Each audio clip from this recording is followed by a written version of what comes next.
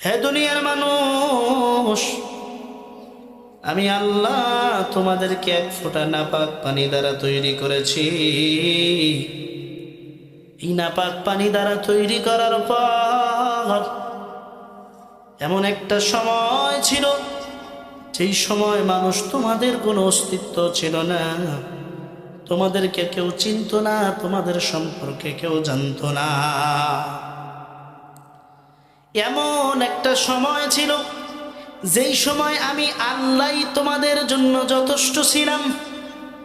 আমি আল্লাহ তোমাদেরকে তৈরি করলাম। তোমার পিতার ঔরস থেকে, তোমার মায়ের গর্ভের মধ্যে এক ফোঁটা নাপাক পানি আমি আল্লাহ পাঠাইলাম। ওই নাপাক পানি মায়ের পেটে যাওয়ার পর তোমার মায়ের গর্ভের মধ্যে আস্তে আস্তে আস্তে আস্তে একটা গোস্তের টুকরা তৈরি হল। আস্তে আস্তে আমি আল্লাহ গোস্তের টুকরাটারে বড় করতে লাগলাম। বড় করে করে করে করে আমি আল্লাহ ওই গোস্তের টুকরার মধ্যে হাত বানাইলাম, পা বানাইলাম। আমি আল্লাহ অঙ্গ প্রত্যঙ্গগুলো বানাইলাম। আমি আল্লাহ একটা জীবনতার মধ্যে দান করলাম। হে মানুষ, তোমরা কি জানো আমি আল্লাহ তোমাদেরকে কিভাবে বানিয়েছি? আমি আল্লাহ ফেরেশতাদেরকে বললাম, ও ফেরেশতা, আমার এই বান্দার হাতগুলা তোমরা বানাইবা, আমার বান্দার পা গুলা তোমরা বানাইবা, আমার বান্দার কানটা তোমরা বানাবা না, আমার বান্দার জিহ্বাটা তোমরা বানাবা না। আমার বান্দার অঙ্গ বানাও, প্রত্যঙ্গ বানাও, হাত বানাও, পা বানাও, শরীরের সমস্ত কিছু বানাও, কিন্তু আমার বান্দার জিহ্বাটা তোমরা বানাবা না, আমার বান্দার শাফাতাইন দুই ঠোঁট তোমরা বানাবা না, আমার বান্দার কর্ণটা তোমরা বানাবা না। কারণ তোমরা সব কিছু বানাবা, আমি আল্লাহ নিজে কুদরতি হাতে আমার বান্দার চক্ষু দুইটা বানাবো। আমি আল্লাহ নিজের কুদরতি হাতে আমার বান্দার ঠোঁট দুইটা আমি আল্লাহ বানাবো। আমি আল্লাহ কুদরতি হাতে আমার বান্দার লিসান জিহ্বাটা আমি আল্লাহ নিজে হাতে বানাবো। কারণ আমার বান্দাই চক্ষু দ্বারা আমি আল্লাহর কোরআন পড়বে, আমার বান্দা জিহ্বা দ্বারা আমি আল্লাহর কোরআন পড়বে, আমার বান্দা এই ঠোঁট দ্বারা আমি আল্লাহর জিকিরে মশগুল হবে, আমার বান্দা এই কর্ণ দ্বারা কোরআনের মাহফিলে যাবে, কোরআনের বয়ানগুলো আমার বান্দা শুনবে। আমার বান্দা যখন কোরআনের ময়দানে বসে বসে এই বয়ানগুলা শুনবে, মাহফিলগুলা শুনবে, আমার বান্দাদের জীবনের গুনাহগুলো আমি আল্লাহ মাফ করে দিব। ইয়া ইলাহি তু মেরা মাবুদ হ্যায়, ইয়া ইলাহি তু মেরা মাশুক হ্যায়, ইয়া ইলাহি মুঝমে মুঝসো ক্যা কর তাকে দেখো মুঝমে মুঝসো ইখতিয়ার। আচ্ছা বলেন তো, সেই আল্লাহ এখনো আছে না নাই? চিৎকার মেরে বলেন, আছে না নাই? ফেরাউনকে যেই আল্লাহ বানাইছে সেই আল্লাহ এখনো আছে? নমরুদকে যেই আল্লাহ বানিয়েছেন সেই আল্লাহ এখনো আছে? কারুনকে যেই আল্লাহ বানিয়েছেন সেই আল্লাহ এখনো আছে? এ মুসলমান, একটু চিন্তা করে দেখো, আল্লাহ দয়া করে মায়া কইরা তোমাকে আমাকে বানাইছে। বলো, তোমার মধ্যে এত অহংকার, আত্মগরিমা কোথা থেকে আসলো? এত অহংকার তুমি কই পাইলাম? অহংকার তোমার জীবনটাকে ধ্বংস করে দেয়। তুমি কি দেখো নাই ফেরাউনের লাশটা কিভাবে পড়ে আছে মিশরের জাদুঘর? তুমি কি দেখো নাই নমরুদকে আল্লাহ একটা ল্যাংড়া মশা দ্বারা মারছে? তুমি কি দেখো নাই কারণ তার সম্পদ সহ ধুলার সাথে মিশে গেছে? তারা কি দুনিয়াতে বেঁচে থাকতে পেরেছে? আপনি পারবেন? পারবেন না? তাহলে বলেন, এত অহংকার কোত্থেকে আসে? আমার কোত্থেকে আসলো এত অহংকার? আজকে কোরআনের মাহফিল হয় ঘনশ্যামপুর নড়াইলের ভিতরে, না? এই এলাকায় একটু আওয়াজ দিয়ে বলবেন এই কয়টা মানুষ, বলেন এতগুলো মানুষ। কিছুদিন আগে আটলিয়াতে বয়ান করছিলাম আমি, ওখানে কেউ ছিলেন? এখানে আছেন? আচ্ছা, আটলিয়ায় মাগরিবের পরে মানুষ হয়েছিল না? মূল বিষয়টা হচ্ছে কোরআনের এই মজবাগুলাতে আল্লাহ সবাইকে কবুল করেন না, ঠিক কিনা? আল্লাহ সবাইকে কবুল করেন না। যাদের কপালের মধ্যে হেদায়েতের নূর আল্লাহ ঢেলে দিয়েছেন তাদেরকেই এই ময়দানে কবুল করেন, বলেন না আল্লাহু আকবার। অতএব মাইকের আওয়াজ কিন্তু বাহিরে যায়। কপাল যদি ভালো থাকে তারা এই পুরা প্যান্ডেলটা ভরে ফেলবে। আমি দেখতে চাই ঘনশ্যামপুর, নড়াইল, নড়াগাতি মানুষের কোরআনের প্রতি মোহাব্বত, কোরআনের প্রতি ভালোবাসা আমি আজকে দেখতে চাই। আল্লাহ আপনি আপনার এই কোরআনের মজমাকে আপনি কবুল করে নেন, বলেন আমিন। সম্মানিত ভাইরা, আপনারা যেখানে বসছেন এখানে বসার লাভ না লস? একটু জোরে বলেন, লাভ না লস? কেমন লাভ জানেন? এই যে মানুষ, এতগুলো মানুষ এখানে বসছে, এতগুলো মানুষ এখানে বসছে, এই পুরা প্যান্ডেলটা রহমতের ফেরেশতারা একেবারে ঢেকে দিয়েছে, বলেন সুবহানাল্লাহ। রহমতের ফেরেশতারা পুরা প্যান্ডেলটা ঢেকে দিয়েছে। শুধু তাই নয়, একটা ফেরেশতা আরেকটার কাঁধের উপরে, আরেকটার কাঁধের উপরে, আরেকটার কাঁধের উপরে, এভাবে এই মজলিসটাকে এমন ভাবে আল্লাহ রব্বুল আলামিনের এই রহমতের মজলিসটাকে এমন ভাবে ঢেকে রাখছে, একেবারে আরশে আজিম পর্যন্ত ফেরেশতারা পুরা ময়দানটাকে বেষ্টনী করে রাখছে। আল্লাহ রব্বুল আলামিন ফেরেশতাদেরকে কাছে জিজ্ঞেস করে, ও ফেরেশতা, তোমরা কেন ওই জায়গাটায় ঘিরে রাখছ? তোমরা কেন ওই জায়গাটাকে এভাবে ঢেকে রাখছো? বলেন তো, আল্লাহ সবকিছু জানেন কি জানেন? তারপরেও আল্লাহ বান্দাদের মোহাব্বত, ভালোবাসা দেখার জন্য আল্লাহ একটু পরীক্ষা করে, বলেন না আল্লাহু আকবার। সম্মানিত ভাইরা আমার, আল্লাহ রব্বুল আলামিন ফেরেশতাদেরকে ডাক দিয়ে কয়, ও ফেরেশতা, তোমরা কেন ওই ময়দানটাকে ঘিরে রাখছো? ঘনশ্যামপুর বাইতুন নূর জামে মসজিদ ময়দানটা কেন তোমরা ঘিরে রাখছো? ফেরেশতারা ডাক দিয়ে কয়, আল্লাহ ওই ময়দানে আপনার কিছু সংখ্যক বান্দা বসে বসে কোরআন শুনে, কোরআনের আলোচনা শুনে, কিছু বান্দা দূর দূরান্ত থেকে আসছে, এসে আপনার কোরআনের ময়দানে বসছে। আল্লাহ রাব্বুল আলামিন বলেন, ও ফেরেশতা, আমার এই বান্দারা কি আমি আল্লাহকে দেখছে নাকি? বলে আল্লাহ দেখে নাই। আমার এই বান্দারা কি আমি আল্লাহর জান্নাত দেখছে নাকি? বলে তাও দেখে নাই। বলে আমার এই বান্দারা কি আমি আল্লাহর জাহান্নাম দেখছে নাকি? বলে তাও দেখে নাই। এই বান্দারা কি আমার মায়ার নবীকে দেখছে? বলে তাও দেখে নাই। বলে এত কিছু না দেখার পর আমার এই বান্দাগুলা কেন এখানে বসলো? আল্লাহ রাব্বুল আলামিন প্রশ্ন করে, আমার বান্দাগুলা কেন ওখানে বসছে? ফেরেশতারা ডাক দিয়া কয়, আল্লাহ এরা কেউ জান্নাত দেখে নাই, জাহান্নাম দেখে নাই, এরা কেউ আপনি আল্লাহকে দেখে নাই, নবীকে দেখে নাই, সাহাবা আজমাইনদেরকে দেখে নাই। এরা একমাত্র আপনি আল্লাহর মুহাব্বতে, আপনি আল্লাহর ভালোবাসার খাতিরে এরা এই ময়দানে বসছে। আল্লাহ রাব্বুল আলামিন ডাক দিয়া কয়, ফেরেশতা, আমার এই বান্দা যারা বসলো জান্নাত না দেখে, জাহান্নাম না দেখে, আমি আল্লাহকে না দেখে, তোমরা সাক্ষী থেকে যাও, আমি আল্লাহ আমার এই বান্দাদের গুনাহগুলোকে মাফ করে দিলাম। এজন্য বলেন তো, কোরআনের ময়দানে বসা সওয়াব না পাপের কাজ? এই যে এইখানে বসে সুবহানাল্লাহ বললেন, একটু সুবহানাল্লাহ বলেন না? হয়নি? আরো জোরে, আরো জোরে বলেন সুবহানাল্লাহ। কষ্ট হলো বাবা? কষ্ট হয়েছে?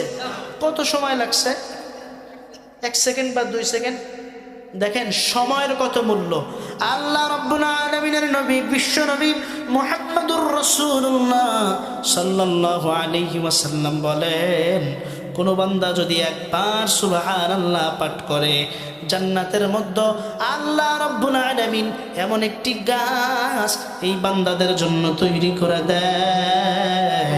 এই গাছের ছায়াটা এত বড় হয়, এত বড় হয়, আরবের দ্রুতগামী ঘোড়া যদি এই গাছের ছায়া অনুযায়ী দৌড়ায়, ছায়া অনুযায়ী দৌড়াইতে দৌড়াইতে 500 বছর পর্যন্ত দৌড়াবে, কিন্তু এই গাছের ছায়া শেষ করতে পারবে না।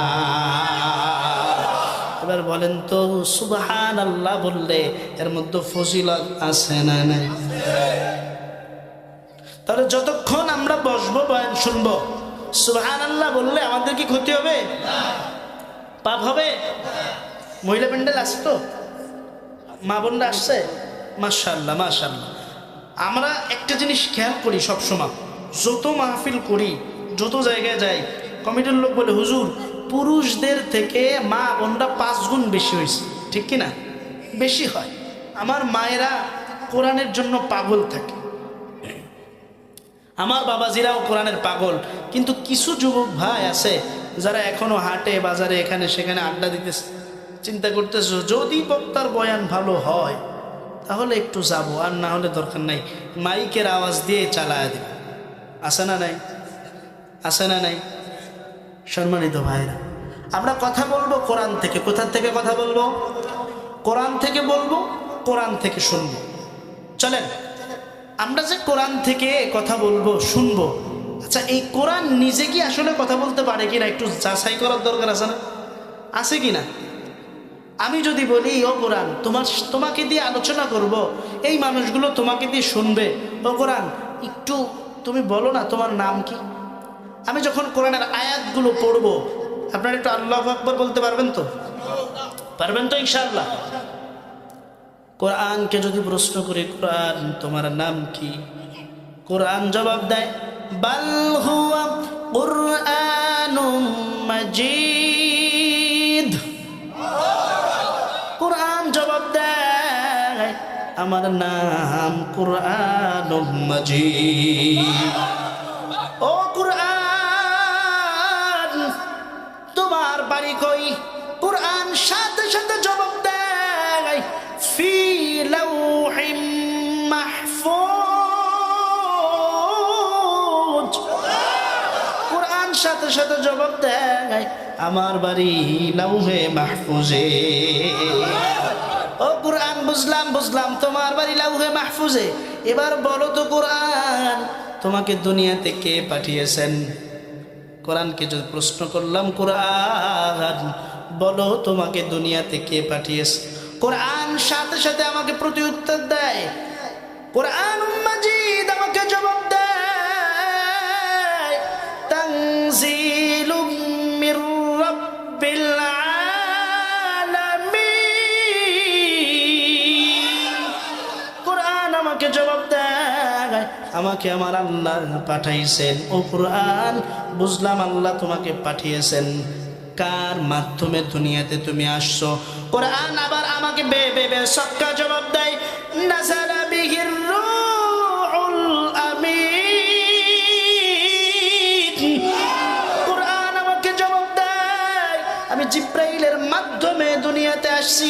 বুঝলাম তুমি জিব্রাইলের মাধ্যমে দুনিয়াতে আসছো, বলো কোরআন তুমি কার উপরে নাজিল হয়েছ? কোরআন আমাকে আবার জবাব দেয় নুজ্জিলা আলা মুহাম্মদ, আমি মুহাম্মদুর রাসূলুল্লাহর উপরে নাজিল হয়েছি। ও কোরআন বুঝলাম বুঝলাম তুমি মুহাম্মদুর রাসূলুল্লাহর উপরে নাজিল হইছো। ও কোরআন এবার তুমি একটু বলো কোন মাসে তুমি নাজিল হয়েছ? কোরআন আমাকে পাল্টা উত্তর দিয়ে দেয় শাহরু রমাদান আল্লাযী উনজিলা ফীহিল কুরআন।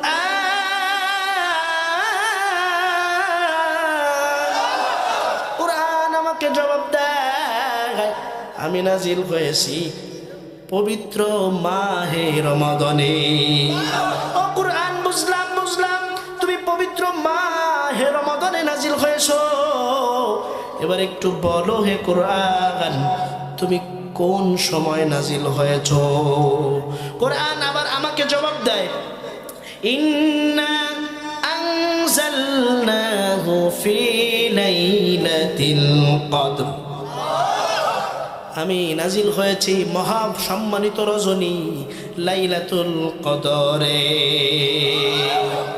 এবার যদি প্রশ্ন করি, কোরআন তুমি নাজিল হয়েছ লাইলাতুল কদরে, ও কোরআন এবার আমাকে একটু বলো, আল্লাহ তোমাকে নাজিল করেছে, তোমার মধ্যে ভুল ত্রুটি আছে কিনা? আমার প্রশ্ন তো জাগতেই পারে। আমি প্রশ্ন করলাম, কোরআন তোমার মধ্যে কি কোনো ভুল ত্রুটি আছে? কোরআন আমাকে জবাব দেয়, যালিকাল কিতাবু লা রাইবা ফীহি। কোরআন আমাকে জবাব দেয়, আমি কোরআনের মধ্যে ভুল তো দূরের কথা, কোনো সন্দেহ নাই। আবার আমি কোরআনকে প্রশ্ন করলাম, কোরআন বুঝলাম তোমার মধ্যে কোনো সন্দেহ নাই, এবার একটু বলো তুমি কাদের উপরে নাজিল হয়েছ, কিসের জন্য নাজিল হয়েছ? কোরআন আমাকে জবাব দেয়, হুদাল্লিল মুত্তাকিন।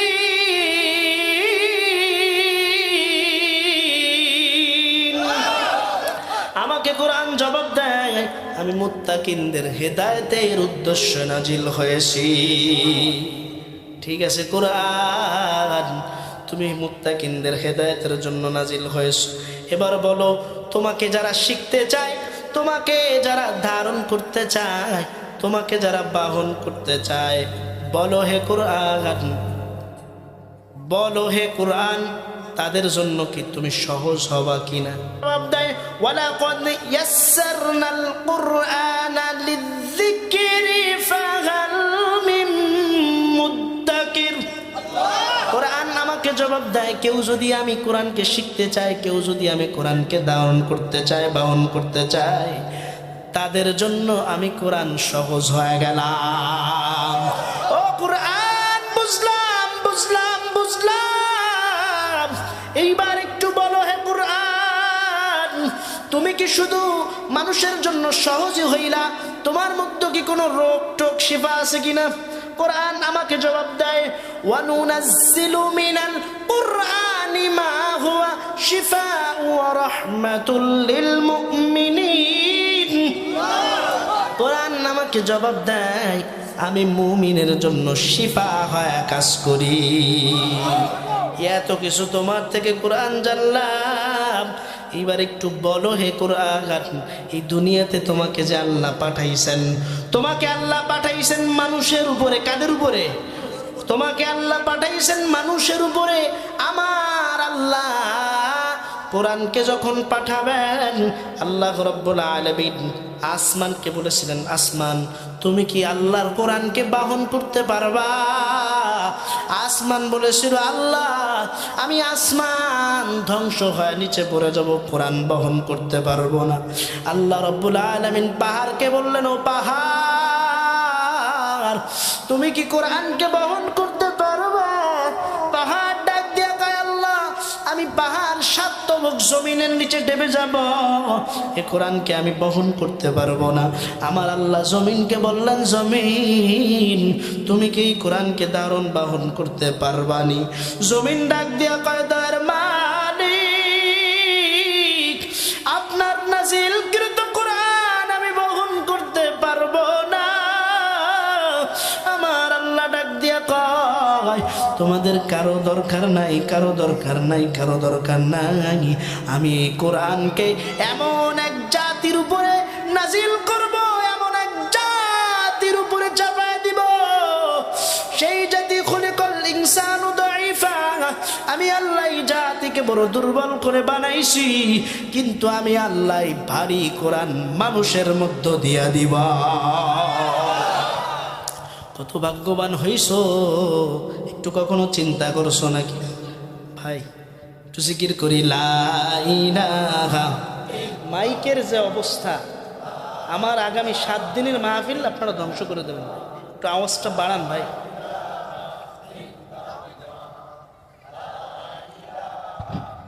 লা ইলাহা গরম পানি হলে ভালো। হ্যাঁ, একটু।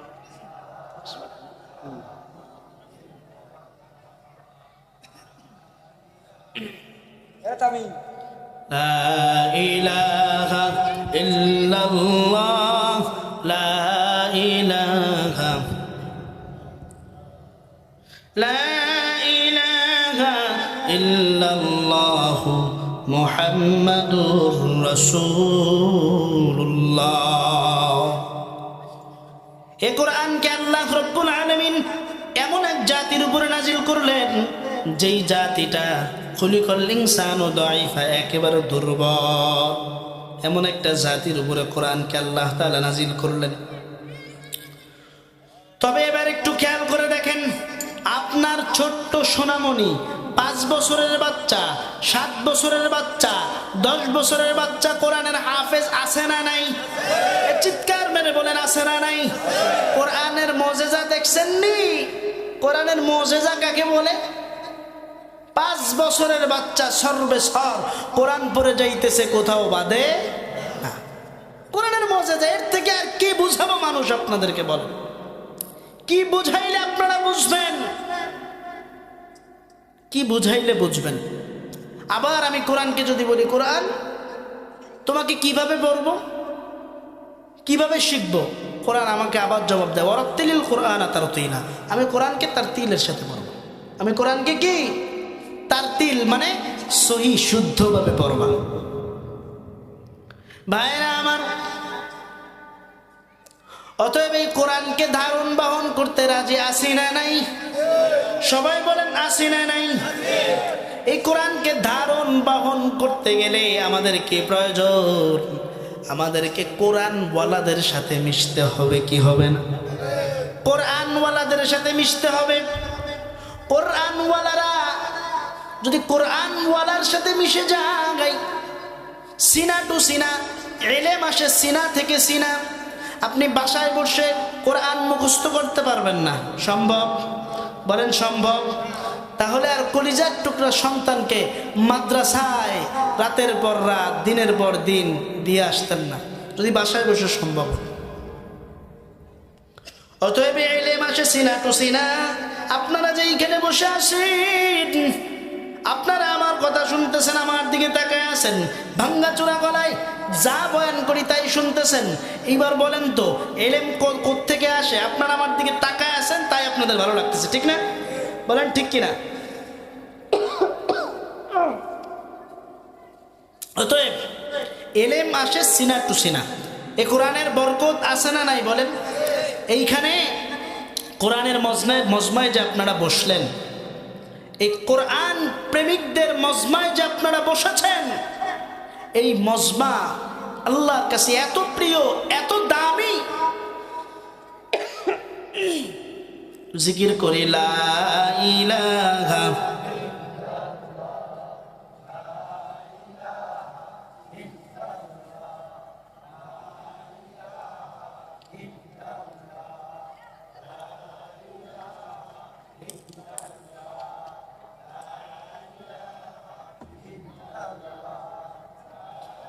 لا إله إلا الله لا إله إلا الله لا إله إلا الله محمد رسول الله صلى الله। বলেন এই মজলিস দামি কিনা? সবাই বলেন দামি কিনা? এই মজলিসে আমরা আসতে পেরে খুশি না বেজার? এই মজমা কিন্তু প্রতিদিন হবে না, হবে? প্রত্যেক দিন এই মজমা হবে না। আর আপনারাও প্রতিদিন ওয়াজ শুনতে পারবেন না, কারণ এটা একটা জান্নাতি পরিবেশ, জান্নাতি বাগান। আর এইখানে জান্নাতি মানুষেরাই আসে। এখানে কারা আসে? জান্নাতি মানুষেরা আসে। অতএব বন্ধুগণ আমার, এই জান্নাতি মানুষ কারা হয়? যাদেরকে আল্লাহ ভালোবাসেন। কাদেরকে আল্লাহ ভালোবাসেন?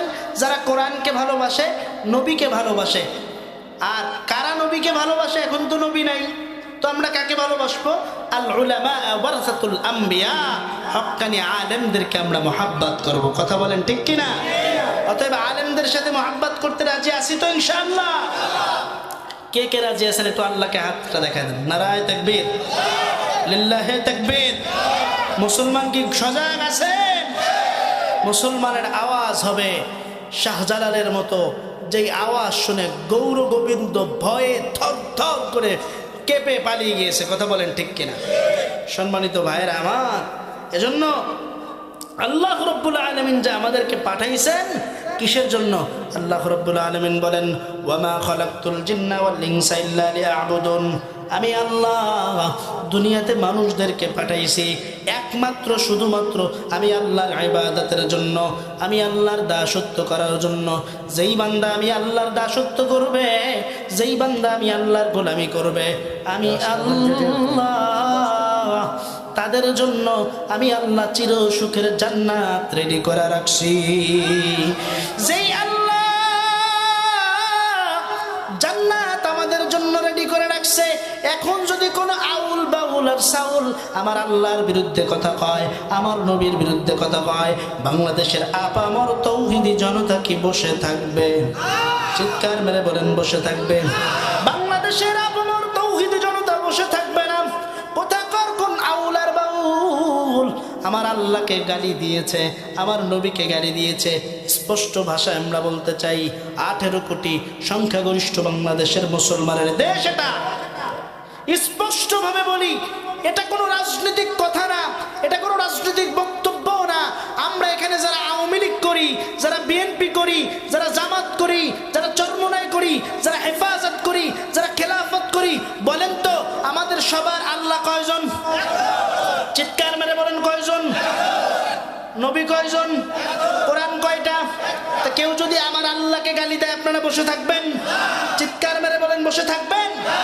18 কোটি সংখ্যাগরিষ্ঠ বাংলাদেশের মুসলমানের দেশ, টুপিওয়ালাদের দেশ, আল্লাহওয়ালাদের দেশ, যেই দেশের মধ্যে সরকার মুসলমান, জনগণ মুসলমান, বিরোধী দল মুসলমান, রাজনৈতিক লিডাররা মুসলমান, যেই দেশের সংসদের মধ্যে কথা বলার আগে বিসমিল্লাহ সহকারে কথা বলা হয়, ইসলামের কলাম না দিলে যেই দেশের মধ্যে পত্রিকা চলে না, সেই দেশের মধ্যে যারা আমার আল্লাহকে গালি দেয়, যারা আমার নবীকে গালি দেয়, যারা কোরআনের বিরুদ্ধে কথা বলে, বাংলাদেশের আপামর তৌহিদি জনতায় যদি একবার জেগে যায়, কুলাঙ্গার কুত্তাদের চামড়া তুলে ফেলা হবে।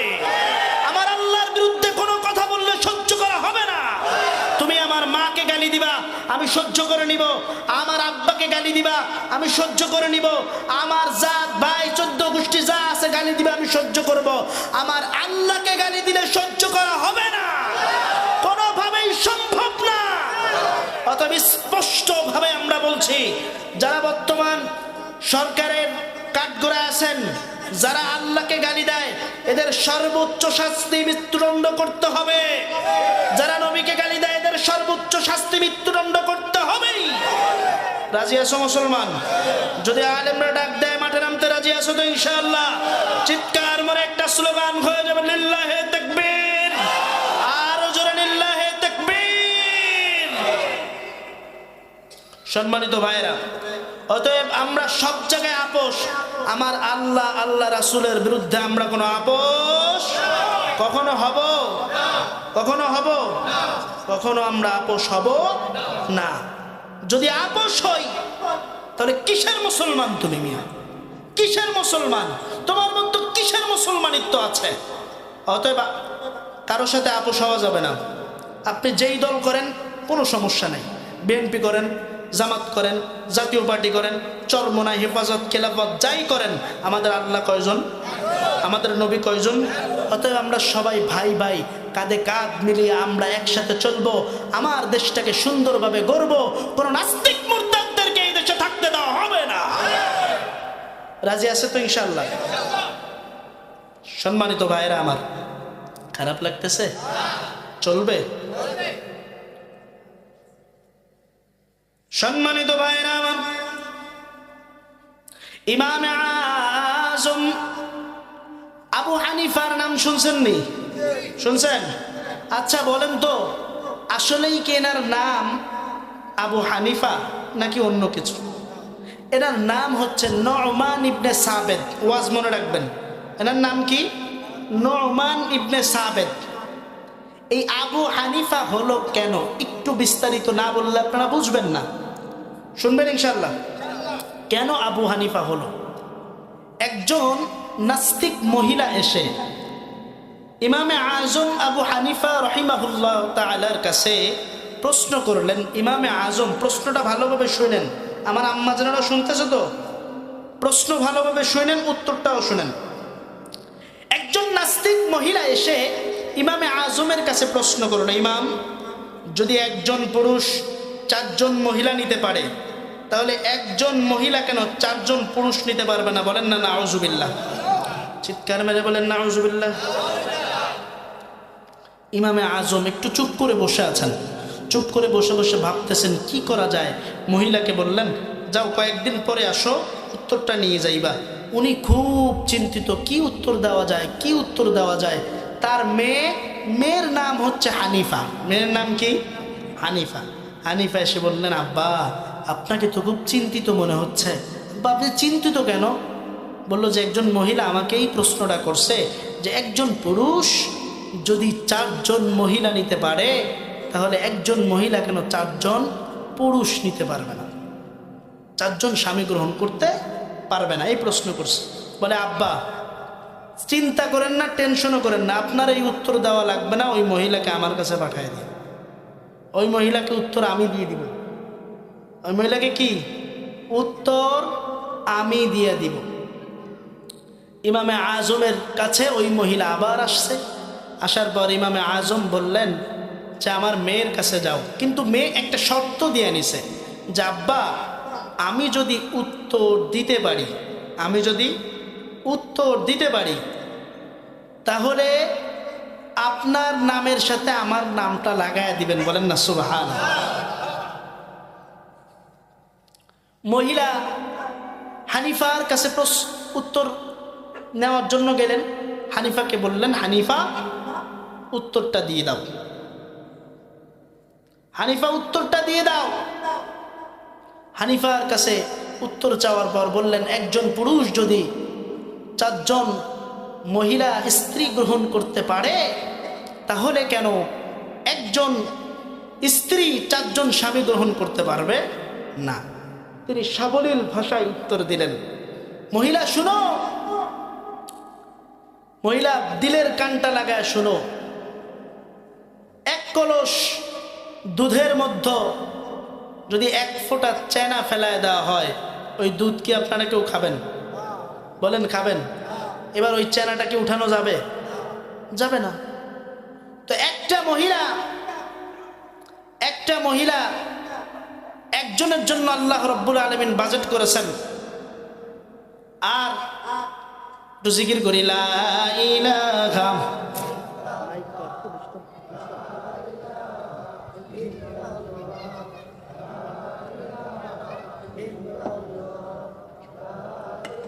লা ইলাহা ইল্লাল্লাহ, লা ইলাহা ইল্লাল্লাহ, লা ইলাহা ইল্লাল্লাহ মুহাম্মাদুর রাসূলুল্লাহ। ভাই যারা দাঁড়িয়ে আছেন একটু বসবেন। মদিনা প্রেমের আমার ভাইরা একটু বসে যান না, একটু বসেন, কোরআনের এই ময়দানে বসেন। বসে নিজের আত্মা শুদ্ধির, নিজের জন্য একটু কাজ করেন। আর যে কথা বলতেছিলাম সম্মানিত ভাইরা আমার, তো ইমাম আবু হানিফার মেয়ে প্রশ্নের উত্তরটা দিয়ে দিছে। প্রশ্নের উত্তরটা আমি একটু পরে দিতেছি, আগে কথা শুনেন। ইমামে আজম আবু হানিফার মেয়ে উত্তর দিছেন, তার নামের সাথে ইমামে আজমের নামের সাথে আবু হানিফা হলো। কিন্তু আমার মূল কথা হচ্ছে, ইমামে আজম একবার এরকম চেয়ারে বসে আছেন, একজন নাস্তিক বারবার এলাকায় সরায় বেড়াইতেছে, যাকে দেখি না তাকে মানি না, যাকে দেখি না তাকে মানি না। সবার কাছে যায় আর গিয়া বলে, যে আল্লাহকে দেখা যায় না, যেই আল্লাহকে দেখা যায় না সেই আল্লাহকে আমরা মানি না, যেই আল্লাহর কোনো অস্তিত্ব নাই সেই আল্লাহকে আমরা মানব না। এই প্রশ্ন করতেছে চায়ের দোকানে গিয়ে চায়ের দোকানে গিয়ে এই প্রশ্ন যখন করতেছে, মানুষগুলা এসে ইমামে আজমের কাছে এসে বলে, একজন নাস্তিক মানুষের কাছে বারবার গিয়ে বলতেছে যে হায় হায় অমুক মানুষ যারা আল্লাহর বিরুদ্ধে কথা বলতেছে। নাস্তিক প্রত্যেকটা মানুষের কাছে গিয়ে ছড়ায় বেড়াইতেছে যে আল্লাহ নাই, আল্লাহকে মানি না। মানুষজন সব যায় ইমামে আজমের কাছে গেছে। ও ইমামে আজম, ওই নাস্তিক বলে বেড়াইতেছে যাকে দেখি না তাকে মানি না, কারণ নাস্তিক নাকি আমার আল্লাহকে মানে না। বলেন নাউজুবিল্লাহ। নাস্তিক আমার আল্লাহকে নাকি মানে না। ইমামে আজম সবাইকে ডাক দিয়া বললেন, নাস্তিকের সাথে একটা বাহাসের ব্যবস্থা করো, নাস্তিকের সাথে একটু বসতে চাই। সবাই নাস্তিককে ডাক দিয়া কয়, ইমামে আজম জামানার ইমাম আপনার সাথে বসতে চায়, আপনি একটু বসার ব্যবস্থা করেন। কারণ ইমামে আজম প্রমাণ করবে আল্লাহ এক, আল্লাহ আছেন। নাস্তিক প্রমাণ করবে আল্লাহ নাই, কিন্তু ইমামে আজম প্রমাণ করবে আল্লাহ আছে। বলেন সুবহানাল্লাহ। ইমামে আজম নাস্তিককে ডাক দিয়া কয়, নাস্তিক অমুক দিন অমুক সময় একটা মাঠের মধ্যে বাহাসের আয়োজন হবে, তুমি তোমার জবাব প্রমাণ ইত্যাদি যা আছে সব নিয়া ওই ময়দানে আসবা, আর আমার যা আছে আমি সব নিয়ে ওই ময়দানে আসব। দিনক্ষণ সময় চলে আসলো, আসার পর ইমামে আজম আসতেছেন। এরকম ভাবে মাঠের মধ্যে সব মানুষগুলা বসে আছেন। সব মানুষগুলা বসে বসে কখন ইমামে আজম আসবেন? নাস্তিক প্রমাণ করবে আল্লাহ নাই, ইমামে আজম প্রমাণ করবে আল্লাহ আছে। মনে করেন সকাল 10টা টাইম দিছে, সবাই এখানে বসে আছে, এলাকার মানুষজন ভিড় করে আছে, কখন জবাব পাবো আল্লাহ আছে না নাই? কারণ সাধারণ মানুষকে যদি মানুষ যাহা বোঝায় তারা কিন্তু তাই বোঝে। কথা বলেন ঠিক কিনা? শুনতেছেন? কষ্ট হচ্ছে আপনাদের? সাধারণ মানুষকে যদি কোনো একজন ইতর ফতর এসে বোঝায় আল্লাহ নাই, যাকে দেখি না তাকে মানি না, একদম গ্রামের সরল সোজা মানুষ তাই বুঝে নেবে।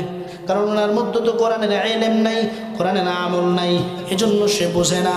এদিকে সময় হয়ে আসছে, সবাই বসে আছে, নাস্তিকও বসে আছে, বিচারক মণ্ডলীরাও বসে আছে, কিন্তু সময় হয়ে গেছে, ইমামে আজম আসে না। সবাই হতাশ হয়ে গেছে, জামানার এত বড় ইমাম, ইমামে আজম এখনো কেন আসে না? সবাই পাগল পারা হয়ে গেছে। 10টা শেষ, 11টা বাজে, 12টাও শেষ, 1টাও শেষ, ঠিক 2টার সময় ইমামে আজম এসে হাজির হয়ে গেছে। ইমামে আজমকে নাস্তিক ডাক দিয়া কয়, ও ইমামে আজম, তুমি জামানার এত বড় ইমাম, তুমি এত বড় আল্লাহওয়ালা, তুমি আল্লাহর বান্দা, বলো বলো তোমার আসতে কেন এত দেরি হলো? ইমামে আজম কি জবাব দিল? একটু দিলের কানটা লাগায় শুনেন।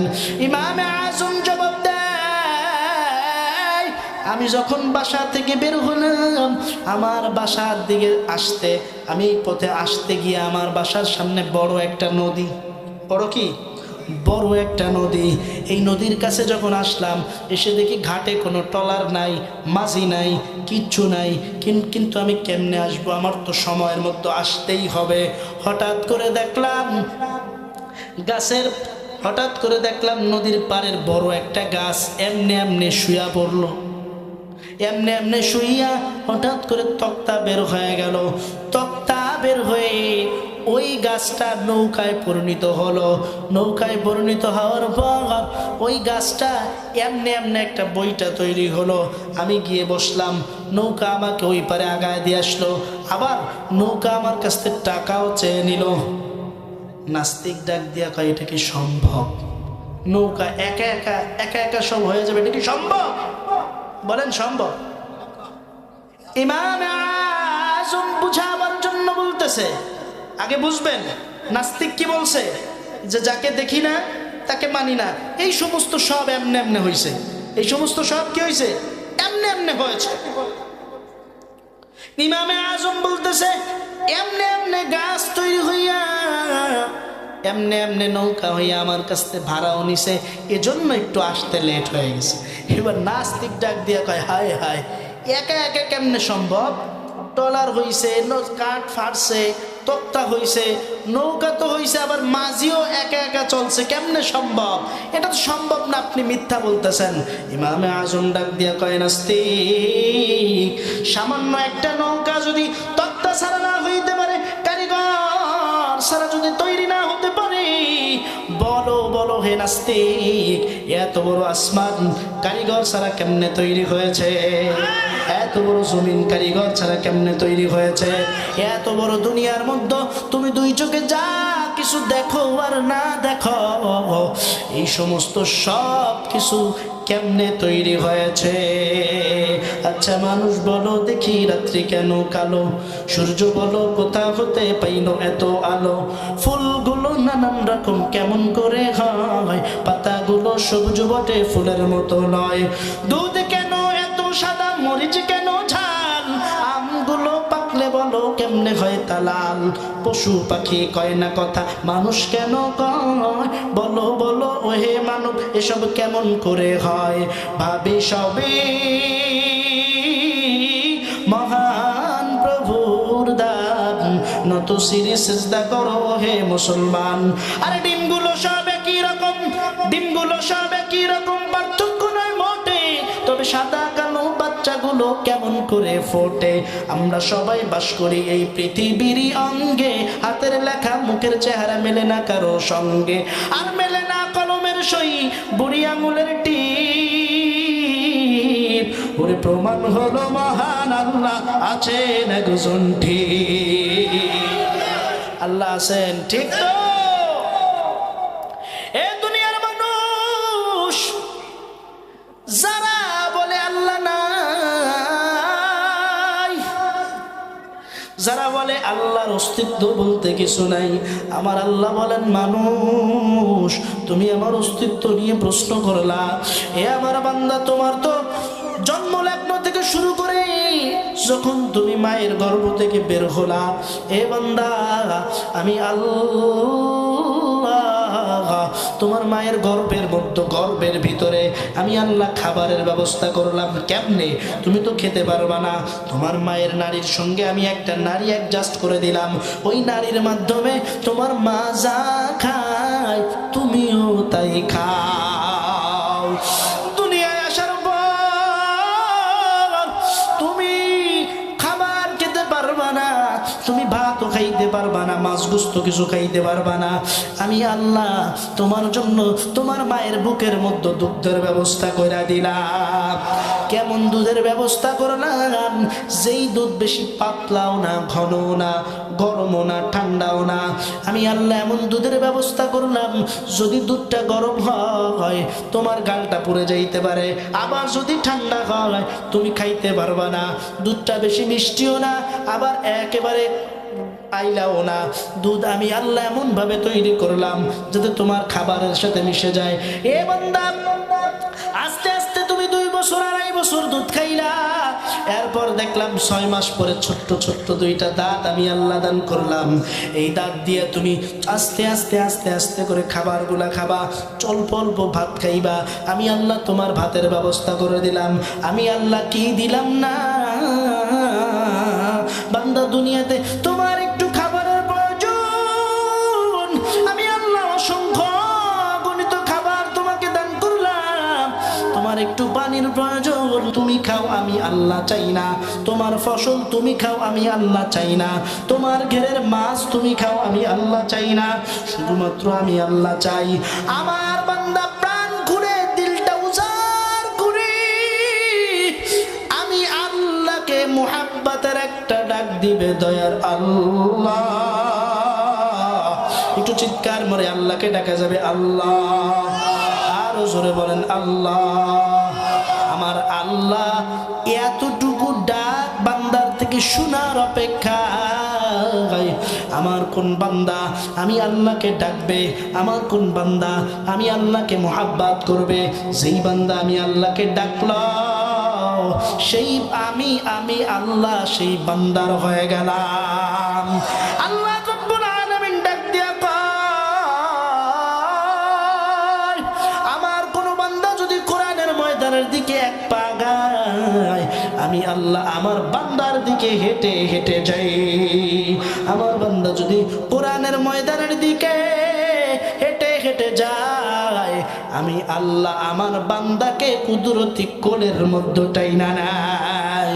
এজন্য দেখেন আমার আল্লাহ আপনাকে আমাকে কত ভালোবাসে, কত মোহাব্বত করে। এত মোহাব্বত করার পর আমি আপনি কি করলাম আল্লাহর জন্য? কি করছি বলেন? আল্লাহ রাব্বুল আলামিন বললেন, সব কিছু আমি আল্লাহ তোমাকে দিলাম, শুধুমাত্র আমি আল্লাহ বললাম 5 ওয়াক্ত নামাজ দৈনিক আদায় করো। কয় ওয়াক্ত? সবাই বলেন কয় ওয়াক্ত?